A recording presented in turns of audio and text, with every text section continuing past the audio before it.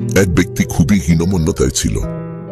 সে সবসময় অনুভব করত যে সে অন্যদের তুলনায় কম গুরুত্বপূর্ণ এবং তার জীবনের কোনো মূল্য নেই।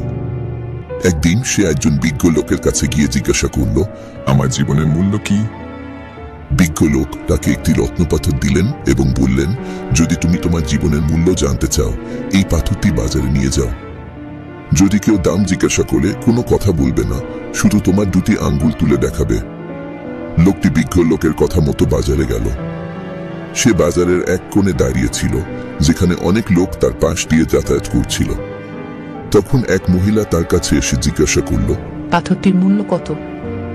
লোকটি কোনো কথা বলল না, শুধু তার দুই আঙ্গুল তুলে ধরল। মহিলা বলল, 200 টাকা, আমি এটি নেব। লোকটি অবাক হয়ে বিজ্ঞ লোকের কাছে ফিরে গেল এবং বলল, বাজারে এক মহিলা ছিল যে 200 টাকা দিতে চেয়েছিল পাথরটির জন্য।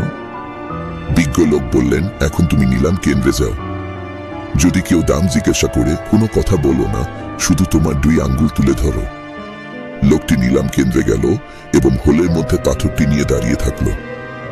1 ঘন্টা পর এক বৃদ্ধ লোক তার কাছে এসে বলল, স্যার, আপনি কি এই পাথরটি বিক্রি করার চিন্তা করছেন?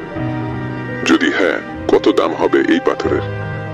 লোকটি কোনো শব্দ করল না, শুধু তার দুই আঙ্গুল তুলে ধরল।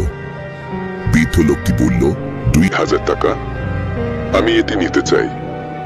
লোকটি আবার অবাক হয়ে বিজ্ঞ লোকের কাছে ফিরে গেল এবং বলল, নিলাম কেন্দ্রে এক বৃদ্ধ লোক 2000 টাকা দিতে চেয়েছিল পাথরটির জন্য। বিজ্ঞ লোক বললেন, বেশ, এখন আমি চাই তুমি পাথরটি শহরের জহুরি